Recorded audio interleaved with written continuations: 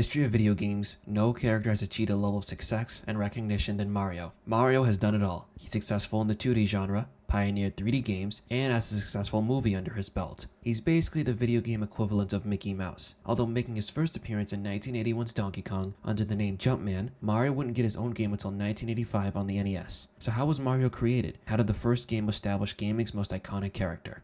In the early 80s, the arcade market was at the peak of its popularity in the United States and Japan. Nintendo, wanting to capitalize on this trend, released a series of arcade games, and their first venture was Sheriff in 1979, which became a commercial success in Japan. However, Nintendo's executives considered Sheriff to be a failure because they wanted to replicate the same level of success as Namco's Pac-Man. Shigeru Miyamoto, who was an artist working for Nintendo, was given the task of creating a new game, and his result was 1981's Donkey Kong. Originally, Miyamoto wanted to use Popeye as the main character, however he was unable to obtain a license, so he ended up creating an original character named Jumpman, and by comparing the two, you can definitely see the similarities between both designs. When Donkey Kong released to arcades, it went on to become a critical success. In Donkey Kong, players control Jumpman, as he chases Donkey Kong through a construction site after the giant monkey kidnaps his girlfriend, Pauline. Interestingly, in the original Donkey Kong, Mario's occupation was stated to be a carpenter, which explained the construction site setting. This was later changed to a plumber in 1983's Mario Bros., the job Mario is most known for, reflected in his design with blue overalls, red clothing, and his iconic mustache, of course. However, early in Mario's career, his color design was the polar opposite, and I don't know, I really liked his design for some reason. I think it has to do with the overalls and hat matching, but I do think his current design is better because it gives him a more down-to-earth feel. I can't say the same thing for Luigi, as I think his current design is better than the original, but this was back when Luigi was just green Mario. There's a lot of speculation as to the origin of Mario's name. One story goes that during the localization of Donkey Kong, Nintendo's warehouse landlord Mario Segali confronted then Nintendo president Minoru Arakawa about demanding his rent. The argument ended up escalating into a heated exchange until Nintendo's employees managed to calm down Segali. If that story is true, then what a weird origin for Mario's name. Also, apparently Mario's full name is Mario, according to late Nintendo president Satoru Iwata. Miyamoto denied this, but when Iwata passed away in 2015 due to cancer, Miyamoto would perform a 180 on Iwata's statement. Definitely done out of respect. I don't know how Miyamoto heard this story. My theory that it was office gossip. Mario's next adventure would be 1983's Mario Bros. Mario Bros' contribution this time would be introducing Mario's twin brother Luigi. In Mario Bros, two players take control of the brothers to defeat Koopas and Krabs and compete to get the highest score. Mario Bros would also go on to become another success.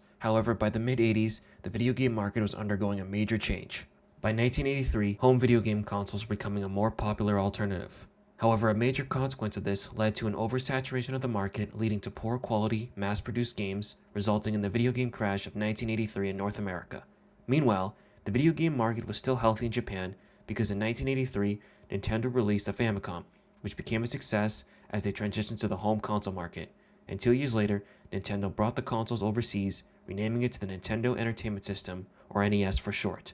Like in Japan, the NES would become a success in North America and revitalize the market. While this was all happening back in Japan, Miyamoto was still designing games alongside co-worker Takashi Tezuka. Their portfolio of games for the NES included Excitebike and Kung Fu. However, both men wanted to advance what Miyamoto called athletic games, basically what we today call platformers. Tezuka recommended the team use Mario after seeing the success of Mario Bros. Another important member of the development team would be Koji Kondo, as he would compose the soundtrack and create the sound effects. The Super in Super Mario Bros. Comes from the mushroom power-up that allows Mario to take a hit of damage. Miyamoto's original idea revolved around traveling long distances while avoiding obstacles and a colorful design to appeal to a large audience. During development, the team would reuse Excitebike's game engine because it allowed for a smooth acceleration from Mario's walking to running. Luigi would also make a return and be used as the Player 2 character. Aurora Luigi would be best known for. Rather than set the game in New York, Super Mario Bros. Would be set in the fictitious Mushroom Kingdom. Mario games are not known for their story. In fact, for the past 40 years, each major Mario game follows the same premise. Mario will have to travel 8 worlds, defeat Bowser, and rescue Princess Toadstool. However, because Super Mario Bros. Is the first installment in the Mario series, the follow-up question is, what does it establish? Well, back then, video games never explained their plots, so if you wanted to understand the story, you had to read the instruction manual. Remember instruction manuals? One of the best parts about getting a new game was reading the instruction manual. It would give you useful tips and tricks, information about the characters, and explain the controls. This is back when games were on cartridges, so to save on space, developers left important information on the manual until the 6th generation of consoles. I understand games no longer do this because of increases in presentation, but it sucks because manuals added so much character. And with digital stores becoming a go-to for many people, instruction manuals feel part of a bygone era. Side comment over, Back to Mario. One day, the kingdom of the peaceful mushroom people was invaded by the Koopa, a tribe of turtles famous for their black magic. The quiet, peace-loving mushroom people were turned into mere stones, bricks, and even field horsehair plants, and the mushroom kingdom fell into ruin. The only one who can undo the magic spell on the mushroom people and return them to their normal selves is the Princess Toadstool, the daughter of the Mushroom King. Unfortunately, she is presently in the hands of the great Koopa Turtle King. Mario, the hero of the story, maybe, hears about the mushroom people's plight and sets out on a quest to free the Mushroom Princess from the evil Koopa and restore the fallen kingdom of the Mushroom people. So what this tells me is Bowser's a practitioner of black magic and uses his magic to turn the toads into blocks. Which begs the question, is Mario eating the souls of the toads who have been turned into item boxes? Satanic black magic. Sick shit. And what about the other blocks that give coins? Also, who's this Toadstool King we've never heard of? We know in future games Princess Toadstool is the leader of the Mushroom Kingdom, but we've never seen a Mushroom King. Maybe they should reintroduce him in a future Mario game. And finally, why is the manual confused about if Mario is the hero? Maybe Miyamoto left that part blank when writing the description. You are Mario. It is up to you to save the Mushroom people from the black magic of the Koopa. A simple plot for a game that was released in 1985. For the record, that's not a bad thing.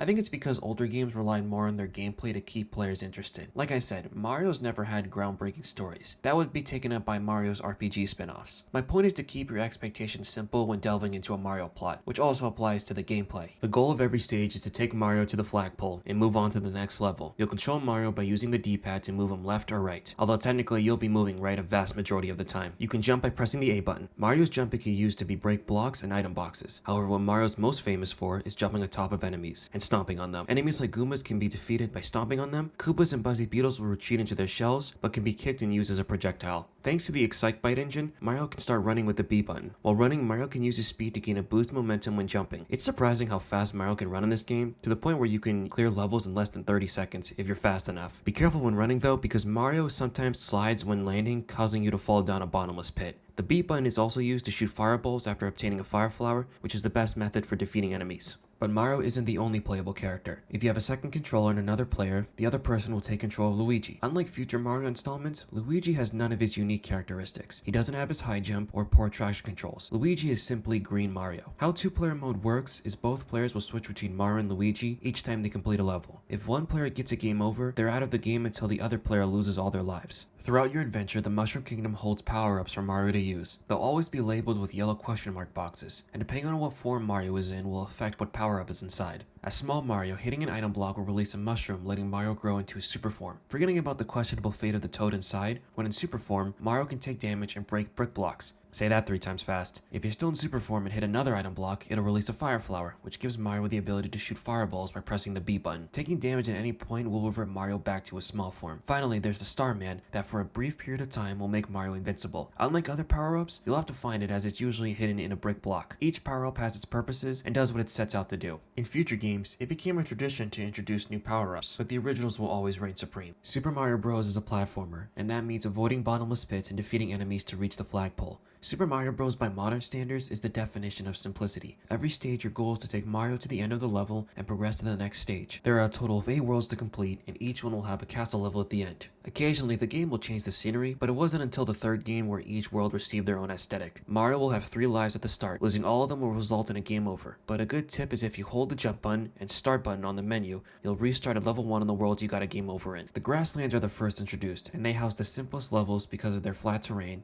and have the most secrets to uncover. In later worlds, the time of day will become nighttime and snow will be added to the background. Underground levels are more claustrophobic and will confine Mario to narrow corridors with enemies. I always liked how these levels always begin with Mario entering pipes. It's a subtle way of telling the story through the gameplay. Mushroom tops will put your platforming skills to the test. Bottomless pits are more prevalent, and later levels will shoot bullet bills off screen, which can make jumping on moving platforms more difficult. Bridge levels will have cheeps trying to attack you from below off screen. Treat these levels like a speedrunner and run to the flagpole.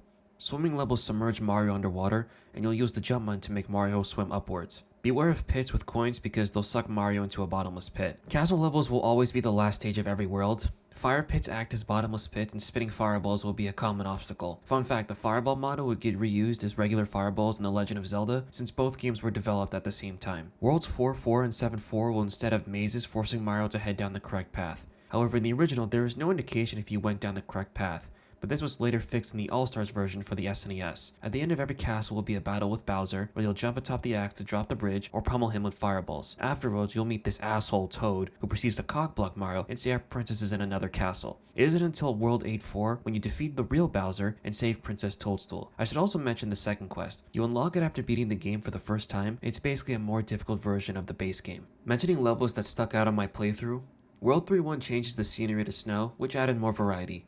However, don't get distracted as this level introduces these scumbags. Hammer Bros. These guys love to throw hammers and jump around, but the worst part is that sometimes if you stomp them, their hammers will still register as a hit, and I've lost many lives to that.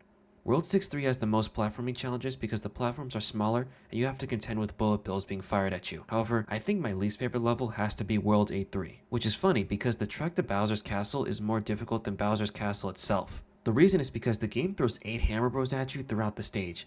If you want to have the highest chance during this stage, the basic premise is to avoid taking damage in your first encounter, beat both Hammer Bros, and grab the mushroom. Repeat the same thing at the next pair of Hammer Bros, grab the Fire Flower, and finish off the 4 Hammer Bros at the final stretch. Make sure to also watch your platforming at the end as well. End of the day, all of what I've said culminates to what I think is the gold standard for platformers. Super Mario Bros. Simplicity makes it so anyone can pick up the game and start playing. Super Mario Bros. Avoids the trap many NES games would have, like making the game very difficult for the sake of padding. There is a difficulty spike after World 5, as the level design and enemies reflect on how close you are to the end. There was never a point where the level design felt cheap or out of place. For now, simplicity is the greatest strength of the level design because that formula has worked for Mario's career, and the results show. Now comes the part of the video where I talk about the graphics and how old they look. Well yes, many NES games have not aged well. At the same time, you have to understand that before Super Mario Bros, games at the time were made to be cheap and ugly. Companies didn't care how it looked or played, just that it was released to make a quick buck. The quintessential example of this being E.T. on the Atari. Super Mario Bros doesn't suffer from these deficiencies. Instead, Miyamoto and his team were able to create a colorful art style with the NES's 8-bit graphics. To me, Super Mario Bros graphics have a lot of character to them, in part due to Miyamoto's experience as an artist. Mario has always had a great art style supporting it because it's able to create a cast of recognizable characters and locations. One other point I want to bring up is the difference in localization, specifically the box art. When comparing both versions, you can see the difference in philosophy between both examples. Japanese box art is about displaying the beautiful art created for the game with the goal of catching the eye of the player. Meanwhile, American box art plays in more straight-laced, showcasing a screenshot of gameplay. I think it's done with the intention of not trying to get players' expectations up. But what made NES games so charming is the imagination left to the player. Personally, I take beautiful art over a screenshot any day. As for the soundtrack, Super Mario Bros. Music was conducted by Koji Kondo. In total, he would produce only 6 tracks for the first game. His greatest contribution is creating the iconic jingle in the start of World 1-1, which has become synonymous with Mario. The 2D games never had my favorite Mario soundtracks because that honor would go to the 3D games. Still, it's incredible to think only 6 songs were able to solidify an iconic character. On the surface, Super Mario Bros. Is very basic. Besides hidden blocks, in varying levels, Mario is able to travel down certain pipes to enter hidden rooms that contain extra coins to collect, and a shortcut to the flagpole. Other examples are vines hidden in blocks that have bonus rooms where you try to collect as many coins as possible. Despite popular belief, you can collect the 3 coins at the end. All you have to do is run off the cloud. But the most iconic secret has to be the warp zones. In Worlds 1-2 and 4-2, if you run on the top of the screen past the pipe leading to the flagpole, you're welcome to the warp zone where you can skip to another world. What's interesting is that in World 4-2, there are actually 2 warp zones you can access. If you use the same method like in World 1-2, the warp zone will take you as far as World 5. However, if you hit this block, a vine will appear, and climbing it will take you to the actual warp zone as far as World 8. The strangest secret, however, has to be World -1. To my understanding, in order to access World -1, you have to glitch past the pipe in World 1-2, and edge Mario to the furthest pipe in the warp zone, but not to go too far as to see the other pipes. Once you're in World -1, you'll be in a swimming level reminiscent of World 7-2. The catch is World -1 repeats forever. It's because it's a glitch of World 7-2. And what's interesting is the number panels that display what level you're on get confused, which causes the -1 display. The only way to get out is to turn off the console or get a game over. Only do this if you're the curious type. Now this wouldn't be the last time we see Super Mario Bros. Over the years, Nintendo would re-release Super Mario Bros. On their future consoles and handhelds, the most famous being the All-Stars remake on the SNES. Gameplay-wise, nothing has changed. The controls and level design are the exact same. Although, I don't know if this is me, but Mario's traction feels way slippier than the original. I don't know if it's because the SNES version has a different engine, or it might be me. Graphically at least, the All-Stars version looks excellent with the jump to 16-bit graphics. Pixels are detailed, and the art style is able to enhance Super Mario Bros. Already colorful aesthetic. However, that wouldn't be the last remake, because in 1999, we got Super Mario Bros. Deluxe for the Game Boy Color. Again, nothing has changed except now there's a world map. which is cool, allowing you to replay levels. But in the NES version, after you beat the game for the first time, you could select which worlds you want in the title screen. You could switch between the brothers at any time on the world map by pressing the select button, and the addition of new game modes. Challenge mode being the most prominent. Basically, the goal is to collect red coins and Yoshi medals to get a high score and unlock other minigames. The other minigames are inconsequential, quick win and dent types. I won't lie, before this review, I completely forgot about this version. The weirdest re-release though was the 1990 Nintendo World Championships on the NES. Now technically, it's not a re-release, but a compilation of NES games, each having their own challenges for players to complete. The Super Mario Bros. Section had players collect 50 coins in World 1-1. Other re-releases of Super Mario Bros. Are straight up emulations on newer Nintendo consoles. Success-wise, Super Mario Bros. Would go on to become a critical and commercial success, selling over 40 million cartridges. It spawned Nintendo's most iconic character, who still enjoys success to this day. Super Mario Bros. Also helped revive the video game industry, because after the crash in 1983, consumers thought the video game market was an unworthy endeavor. So in other words, we should put some respect on Mario's name. Nowadays, you can easily find a digital copy of Super Mario Bros. For very cheap. As for physical copies of this game, the price for a physical NES cartridge have been sold in the millions, believe it or not. For now, that's all I have to say. The next time I look at another Mario game, it'll be Super Mario Bros. 2, the USA edition, which will be a lot of fun to discuss. Thank you for watching, and have a good day.